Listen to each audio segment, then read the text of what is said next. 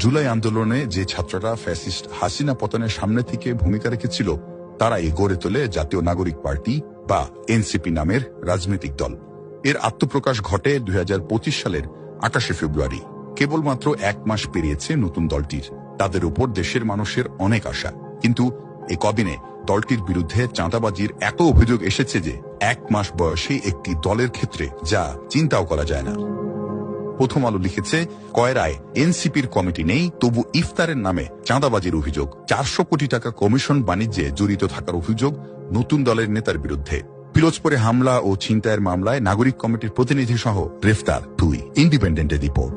চট্টগ্রামে চাঁদাবাজির সময় ধরা জাতীয় নাগরিক কমিটির 2 সদস্য পিটিয়ে পুলিশে দিল জনতা। সমন্বয়ক পরিচয়ে চাঁদাবাজি, অস্ত্রসহ আটক 5। খবর আমাদের সময়ের। কালের কণ্ঠে শিরোনাম, সমন্বয়কের চাঁদাবাজি বাধা দেওয়ায় আরেক সমন্বয়ককে ছুরিকাঘাত।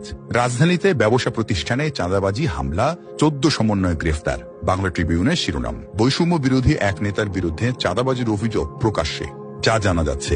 এই প্রতিবেদন করেছে বিবিসি। বাংলা ট্রিবিউনের শিরোনাম, নাগরিক কমিটির নেতা পরিচয়ে আমেরিকা প্রবাসীর কাছে চাঁদা দাবির অভিযোগ। চাঁদাবাজির মামলায় নাগরিক কমিটির প্রতিনিধি সহ গ্রেফতার 2। আজকের পত্রিকার রিপোর্ট, চট্টগ্রামে হকারদের কাছ থেকে চাঁদা আদায়, নাগরিক কমিটির 2 নেতা গ্রেফতার। দেখা যাচ্ছে চাঁদাবাজির অভিযোগ থেকে বাদ যাচ্ছে না অভ্যুত্থানের নেতৃত্ব দেয়া শিক্ষার্থীরা। বৈষম্য বিরোধী আন্দোলনের সমন্বয়কদের নাম কিংবা পরিচয়ে চাঁদাবাজির অভিযোগ নিয়মিতই আসছে। এখন চলছে এনসিপির নামে চাঁদাবাজি। অর্থাৎ ক্ষমতার পরিবর্তন হয়েছে, কিন্তু চাঁদাবাজির সংস্কৃতি পরিবর্তন হয়নি।